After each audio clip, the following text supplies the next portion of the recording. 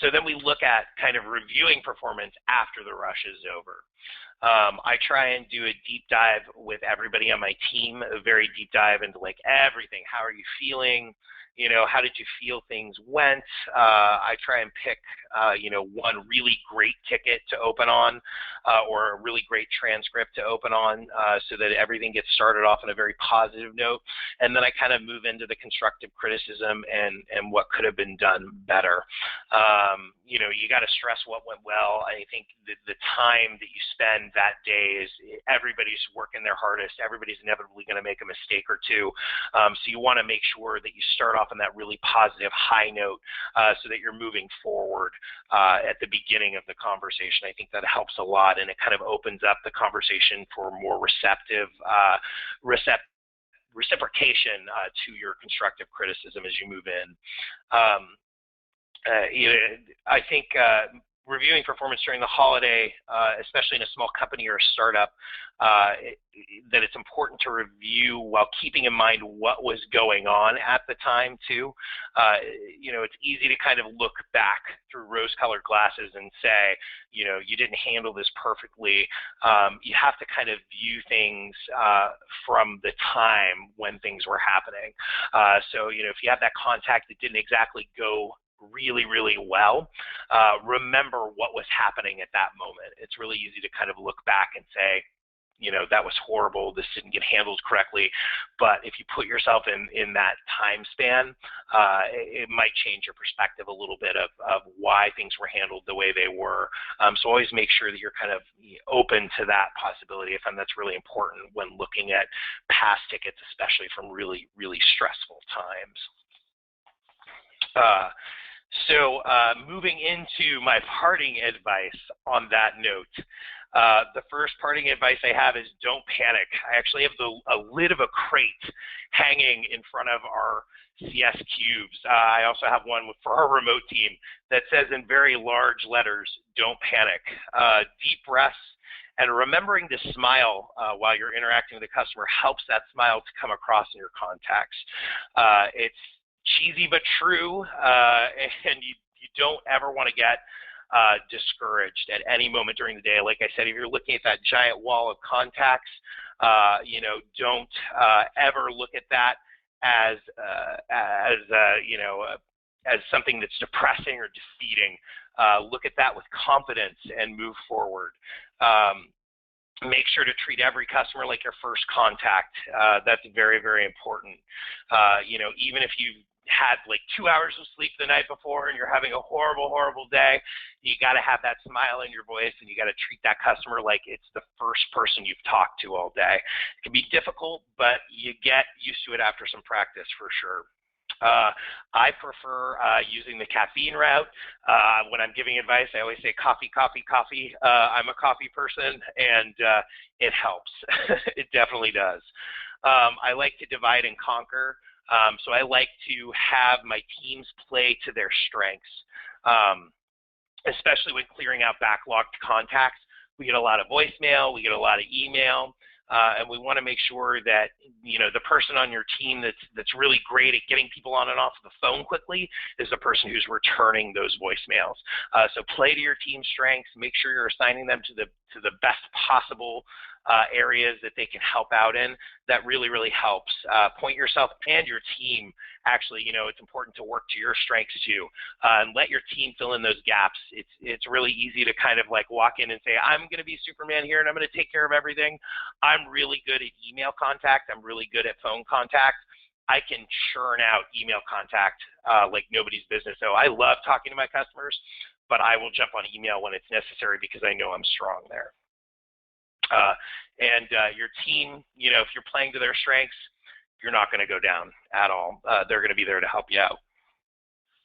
Also, always solve one contact at a time. Follow through on your promises.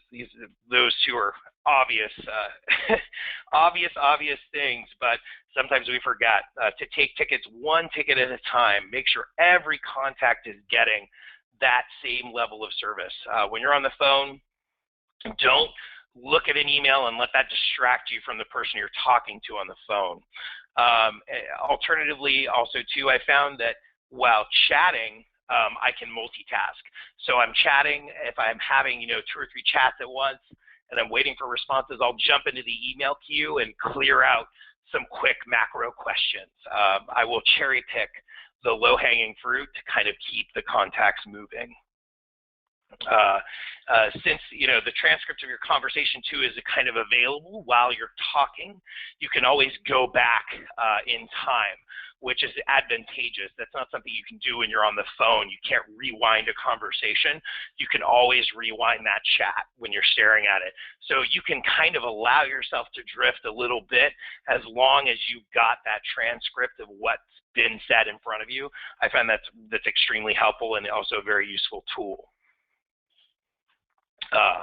Let's see.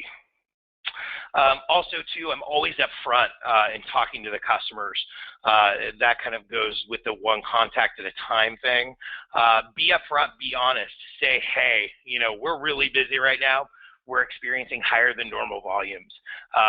Customers will be very understanding with that if you're on chat with them, if you're on email with them, if you're on the phone. Always being honest, especially on crazy days, is better than not. If you tell the customer, I've got this, we're on top of it, and you're the only call we've had today, they're not going to get a sense that that's actually truthful. They're also going to be a little more forgiving. We've all had days like that, and they know in retail this is our busy season. So bet on the customer being understanding of the situation, and bet on that customer appreciating your honesty.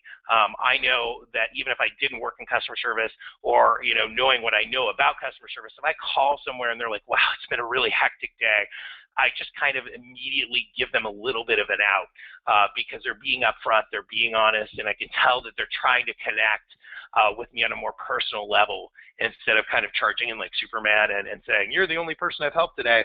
They're being honest, they're communicating honestly, and that gives me a little more confidence in them, and I think that carries across to customers as well. Last but not least, I think this goes without saying, but if you make a promise, keep it. That's the most important thing I can say. Follow through, follow through, follow through. Make sure you're keeping those promises to your customers. However many Post-its in all caps that it takes to get the job done, leave them hanging from your monitor. Check them off. Leave yourself reminders. Do what it takes to keep your promises. I think that that's the most important thing to remember during any busy rush season. And last but not least, enjoy the holiday. Make sure that you are living in the moment. The holiday is about, sharing fun and happiness. And if you're not doing that, you're not enjoying the holiday. And that's kind of what it's all about. We're in customer service. We like this profession for a reason. We like to make people happy. And it's easy for us to get caught up in the negativity because we're hearing a lot of problems. We're dealing with a lot of issues. And really, it's so important to remember that you're in the midst of a holiday season.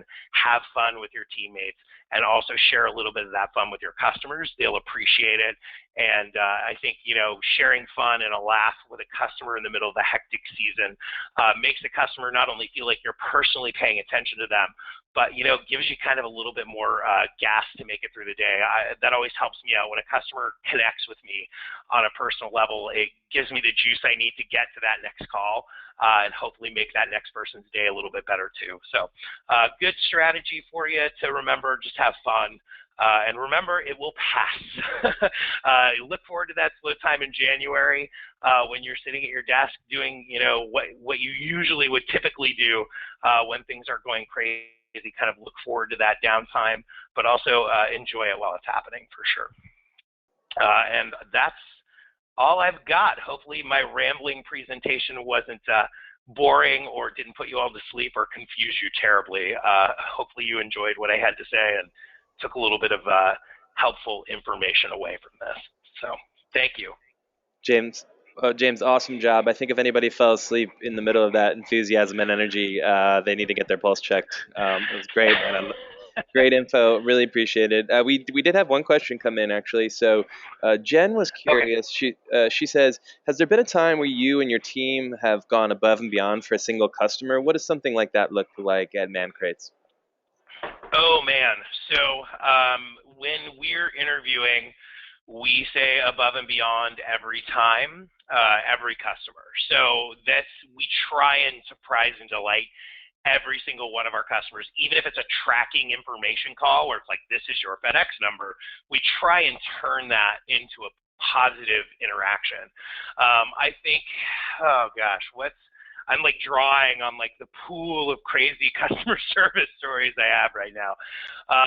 One time, this is the best that I can think of right now, but one time we had a customer call in. They had a hot and spicy crate. We sell these crates that are like filled with this like caustic hot sauce. I'm a spicy foods lover, so they're just a piece of my existence. I love them.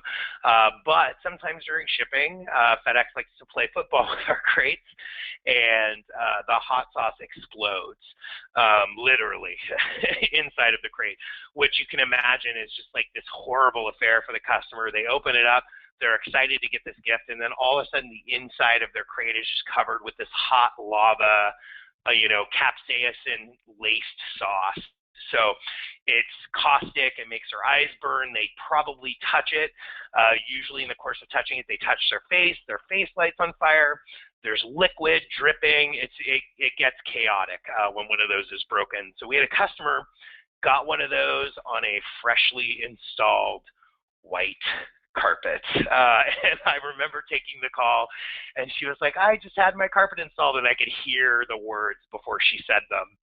And what do you do in that situation? The product failed, sure, and I don't think the customer would care if they ever saw another bottle of hot sauce in their life again. They're looking at that giant red chili stain on their carpet going, oh my gosh, what do I do? How do I solve this? So it was the first call I'd ever gotten like that at Mancrate. So it was an opportunity for me to kind of practice that, like, let's go above and beyond, right? It was the first stain call I'd ever gotten. So I was like, you know what? Let me think about this. We're going to make this right for you. Got to figure out how we're going to do it. Give me just a minute. I'll call you back. Let me assemble my thoughts.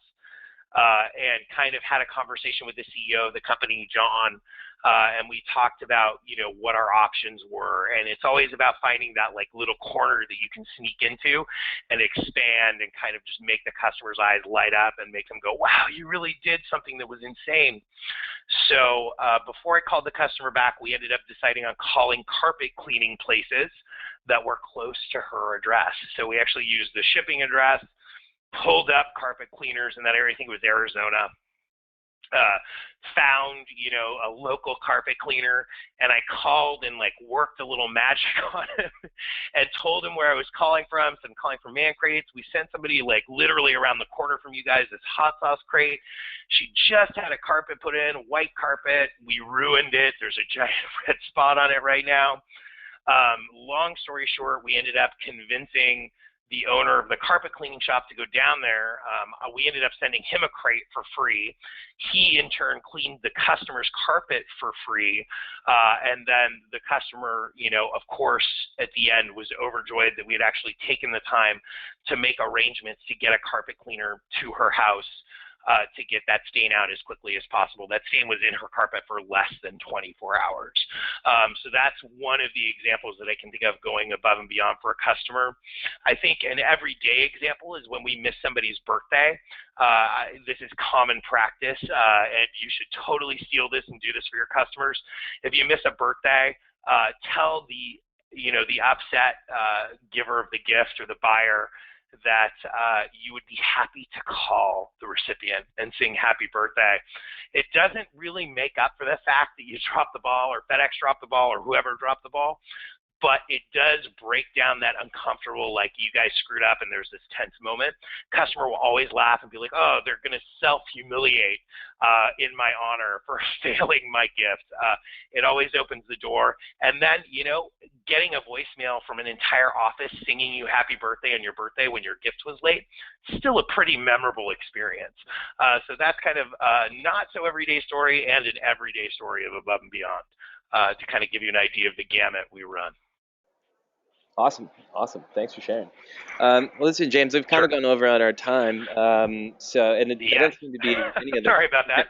No, no, it's great. It's been awesome stuff. And I don't see any other questions right now from the group. Is there a way, if anybody has a question, maybe they're listening to this after the fact, is there some way for somebody to reach out to you to ask a question? Sure, absolutely. You can always reach out to me at guys@mancrates.com. That's GUYS as in Sam at mancrates.com. Awesome. Perfect. Well, listen, James, Bill, thank you very much for your time. And thank you, everybody who joined us today. Again, check your emails. We're going to be sending you some follow up information after this webinar, and it should be hopefully helpful to you. And then anyone who's listening today, feel free to come back to our blog, blog.olark.com tomorrow. And we're going to make the audio recordings. Sorry about the background noise. We're going to make the audio recordings from these 3 sessions over these 2 days available on our blog for replay at any time. So thank you again, everybody. We really appreciate it. Good luck this holiday shopping season. Hope it's a fruitful one. And we'll be talking again soon. Take care.